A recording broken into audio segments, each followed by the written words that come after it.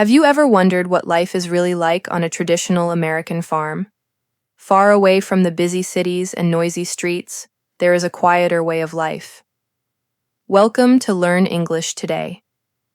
I'm your host, and today we are traveling to the American Midwest to meet a farmer named Jack Miller.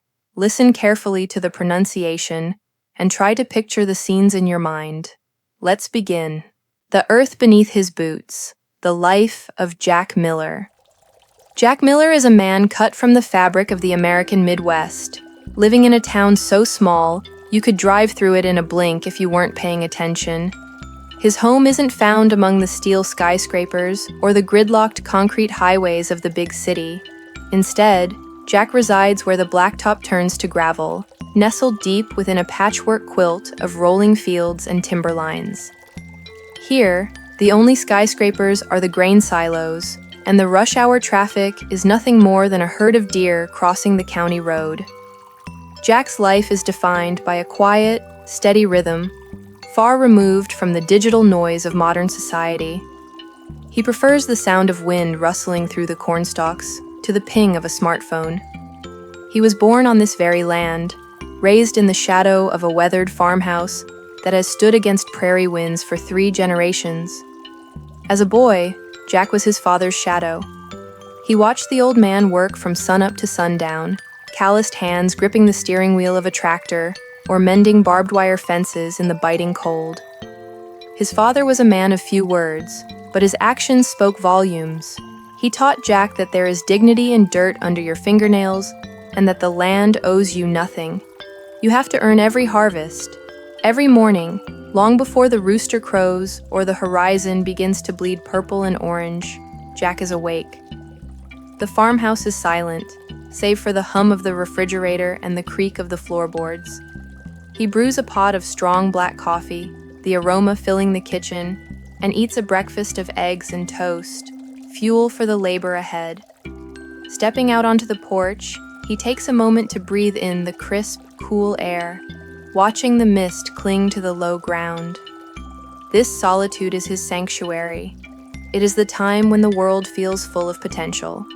Life in Jack's community moves at the speed of the seasons. The town consists of a post office, a general store that sells everything from milk to hardware, and a single diner where the coffee is always hot. It's the kind of place where neighbors don't just wave from their pickup trucks. They stop in the middle of the road to ask how your mama is doing. It's a tight-knit web of folks who show up with casseroles when someone is sick and tools when a barn needs raising. However, farming is not a romantic postcard. It is a battle with nature.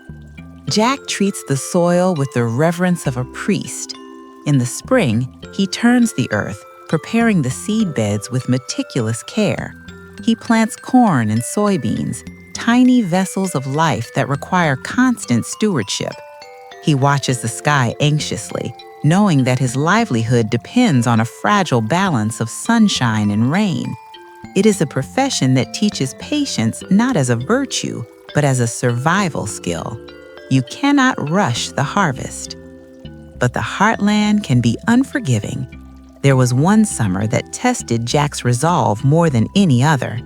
The sun beat down like a hammer day after day, baking the clay soil until it cracked like old pottery. A drought settled over the county. The lush green rose turned a sickly yellow, and the dust hung in the air, coating everything in a layer of despair. Jack felt a heavy knot of fear in his chest. The bills were piling up on the kitchen counter, and the forecast showed nothing but clear blue skies. It was the hardest season of his life. He worked himself to the bone, irrigating where he could and salvaging what was left, but he felt helpless against the sheer power of the climate. One evening, hot and defeated, Jack sat on the tailgate of his truck, looking out over his withering fields. The sunset was a brilliant, angry red due to the dust in the atmosphere. He felt the weight of his ancestors on his shoulders, fearing he might be the one to lose the farm. Yet, as he sat there, he realized that giving up was not in his blood. He decided that if the crops failed, he would find another way. but he would not stop working. Miraculously, the weather broke. It started as a subtle shift in the wind, a drop in temperature, and then the heavy, bruised clouds rolled in from the west. When the first fat drops of rain hit the dusty ground, they sizzled. Jack stood on his porch, letting the storm soak him to the skin, closing his eyes in sheer relief. It wasn't just water, it was salvation. The fields drank it up, and slowly life returned to the valley. By autumn, the amber waves of grain were real. The harvest was bountiful. His wife and children joined him in the fields, the air filled with the roar of the combine harvester and the laughter of his family. They worked until their muscles ached, hauling wagon after wagon of grain to the elevator. That Thanksgiving, the table was full, and Jack felt a pride that had nothing to do with his bank account and everything to do with survival. He took his crops to market, earning enough to pay off his debts and put a little aside for the winter. In town, men shook his hand with genuine respect, not because he was rich, but because he was still standing. Jack remained humble, knowing that a farmer is only as good as his last season. In the years that followed, Jack became a mentor to the younger farmers in the county. He taught them that technology is good, but instinct is better.